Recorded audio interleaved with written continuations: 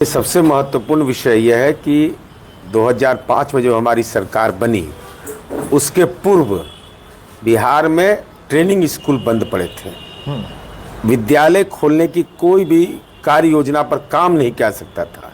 तो पंचायत नगर निकाय नियमावली बना करके सरकार ने उम्र सीमा को शिथिल कर करके शिक्षकों की नियुक्ति करके एक शैक्षणिक माहौल बनाया। उसके बाद कालचक्र के दौर में ट्रेनिंग स्कूल खुले, उसमें भर्तियां हुई, फिर बच्चे पढ़ने लगे, फिर उससे पास आउट हुए। हालांकि उस दौर में शिक्षा की गुणवत्ता पर सरकार पर लगातार सवाल उठता रहा कि आपने शिक्षा व्यवस्था को चौपट कर दिया। लेकिन हम लोग लगातार इस बात को कहते रहे कि भाई मजबूरी सरकार की थी, चूँकि ट्रेनिंग स्कूल बंद थे, हमको नियुक्ति करना था, तो कम से कम माहौल तो पढ़ने लिखने का बना दिया। अब उसके बाद बीपीएससी की बहाली हुई और हमको इस बात का गौरव भी प्राप्त है कि बिहार जैसे राज्य में अगर प्राथमिक शिक्षा में देखिएगा शिक्षक छात्र अनुपात तो देश में सबसे ज़्यादा हमारा है। लेकिन दूसरे तरफ पक्ष हमारा यह है कि किसी को नौकरी के लिए ज़मीन नहीं लिखना पड़ा, पदस्थापन में पैसा नहीं देना पड़ा। लेकिन मूल विषय है कि स्थानांतरण की जो नीति अपनाई गई, भाई स्थानांतरण ऐच्छिक होगा ना, बलात् ट्रांसफर का कोई औचित्य नहीं है। माननीय लालू प्रसाद जी ने ही कृत्य किया था, तो पूरी व्यवस्था चौपट हो गई, जिसको संभालते संभालते सरकार आज परेशान है।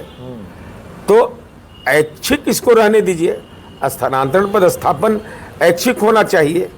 अब आपने जो खुद की अधिसूचना है सरकार की, हमारा कोई व्यक्तिगत नजरिया नहीं है, अधिसूचना संख्या 2400 दिनांक 6/12/2023 में कहीं भी अनुमंडल का जिक्र नहीं है।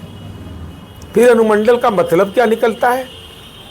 एक अनुमंडल पटना जिला है, हम लोग तो हम अपने से जोड़ते हैं कि मेरा निर्वाचन क्षेत्र 3 जिले का है। जरा कल्पना करिए 4.5 लोकसभा निर्वाचन क्षेत्र की जिम्मेवारी पूरी करने में कितनी कठिनाई है।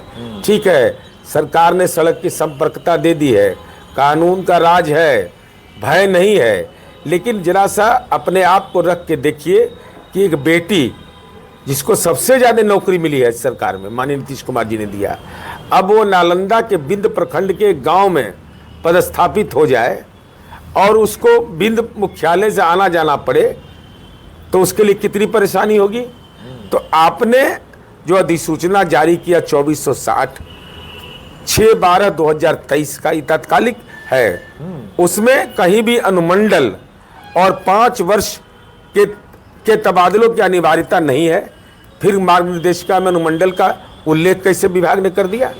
विभाग के निदेशक का ये गैर संवैधानिक कार्रवाई है, उनको अधिकार नहीं प्राप्त है यह, लेकिन उसके बावजूद उन्होंने किया है।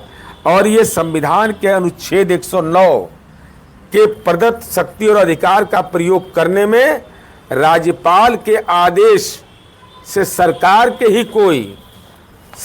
ही जो महत्वपूर्ण अंग होते हैं, सचिव उप सचिव स्तर के पदाधिकारी को अधिसूचना निर्गत करने के अधिकारी हो सकते हैं। इस अधिसूचना के प्रतिकूल निदेशक के हस्ताक्षर से संकल्प मार्ग निर्देशिका निर्गत करना उनके अधिकार क्षेत्र के बाहर है। ठीक किया जाना ही चुनौती होता। अब इससे बड़ा क्या होगा? और पति पत्नी के मामले में भी विसंगति है, ससुराल और नैहर।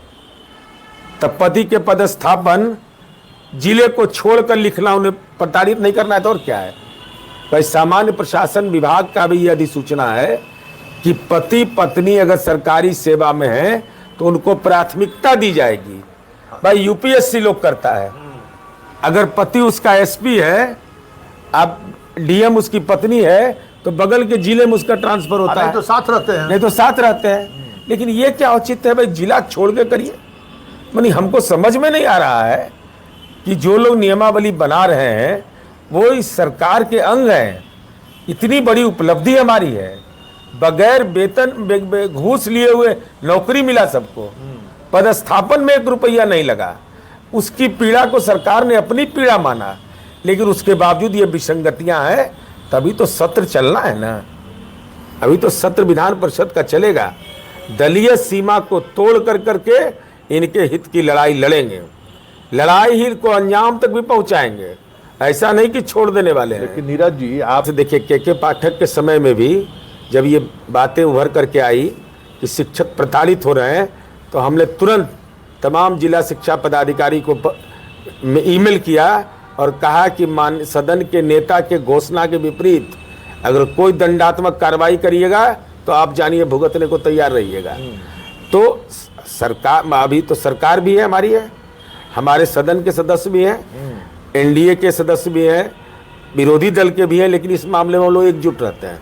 अच्छा, 12 सदस्य जो हैं एकजुट रहते हैं, और संयोग से सभापति भी उसी क्षेत्र के आते हैं, तो नियमन देने का भी अधिकार उन्हीं को है।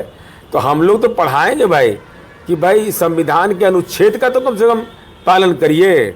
डायरेक्टर को अधिकार नहीं, तो डायरेक्टर ने असंवैधानिक कार्य कैसे कर दिया? बारे में औपचारिक जानकारी मुझे नहीं है, लेकिन हम एक जो जानकारी मिली है, अब जो 15 साल नौकरी कर लिया, सक्षमता परीक्षा पास कर लिया, आप उसकी सेवा की निरंतरता नहीं मानिएगा।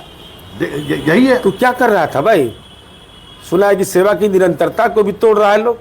ये तो अद्भुत स्थिति है। नियुक्ति पत्र, अब कोविड का काल था, हम लोग विधानमंडल के सदस्य हैं, कोविड के काल में सदन को चलाना परेशानी का सबब था, तो उसका रास्ता निकाला गया था ना। अब सेवा में टूट कैसे मान लीजिएगा? तो जाकर के बाथरूम में बैठा हुआ था क्या टीचर? वो कहाँ था? घर में बैठा हुआ था।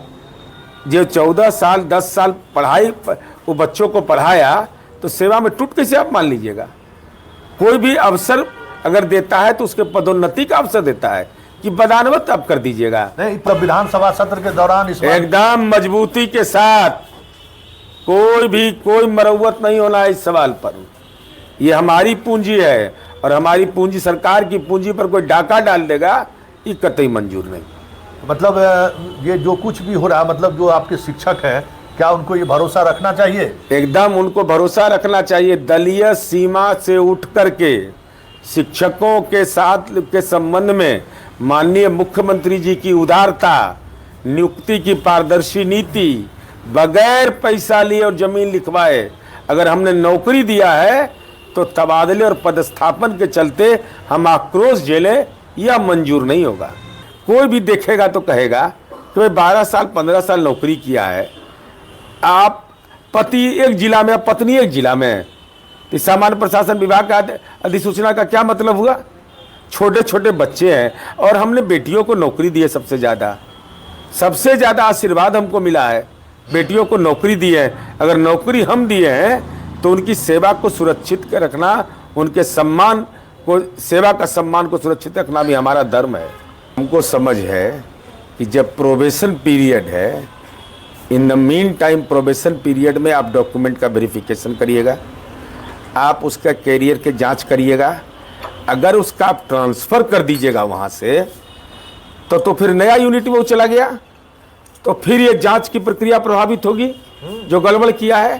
तो प्रोबेशन के पीरियड में यह नहीं है कि बीपीएससी परीक्षा देने के पहले कोई डॉक्यूमेंट वेरिफिकेशन होता है। कहीं भी नियम है कि सेवा में आने के बाद, तो अगर मान लीजिए पटना जिला में वह है और पटना जिला में प्रोबेशन पीरियड में डॉक्यूमेंट वेरिफिकेशन का कार्रवाई चल रहा है, इसी बीच में आप ट्रांसफ़र कर दिया कैमूर, तब तो फिर मामला गया कैमूर, तब फिर 6 महीना लटका हो, 6 महीना में कोई न्यायालय जाएगा, कोई विभाग जाएगा, तो ये तो बिल्कुल गलत है।